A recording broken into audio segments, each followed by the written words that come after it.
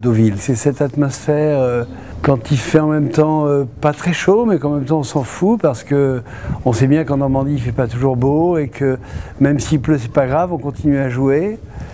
Et puis ça me rappelle mon enfance, c'est-à-dire que je me souviens, on avait une maison, non on n'avait pas une maison, on avait des amis qui avaient une ferme à Montivier, pas très loin d'ici en fait, de l'autre côté du pont de Tancarville.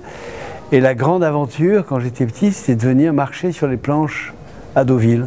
Pour moi, c'était aussi important que de monter les marches de la croisette, enfin, du Festival de Cannes pendant la période de Cannes, parce que j'étais un petit garçon et les planches de Deauville, il y avait quelque chose de mystérieux. Je me disais que j'allais rencontrer sans doute plein de gens extraordinaires et voir des choses que je ne verrais nulle part ailleurs. J'ai plusieurs époques à Deauville. J'ai l'époque où j'étais petit, dont on vient de parler, où je venais marcher sur les planches avec mes parents, avec ma mère en particulier, parce que mon père travaillait beaucoup.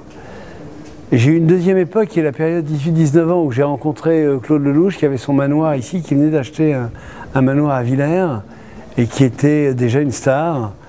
Et c'était l'arrivée devant chez Mioch avec des voitures décapotables. C'était un monde absolument surréaliste pour le petit garçon, enfin le tout jeune homme que j'étais.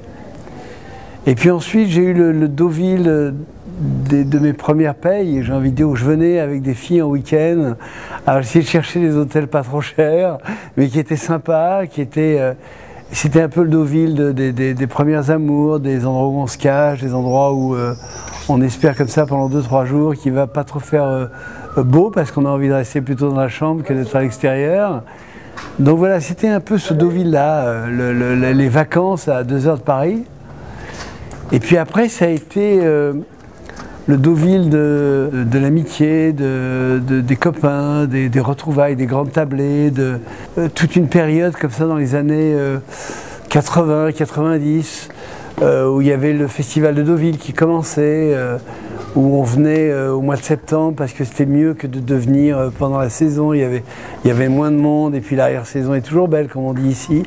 C'est vraiment une ville, un village qui a marqué mon existence sans que je n'y ai jamais vécu réellement, mais qui a toujours été un point où devait s'exprimer une forme de plaisir.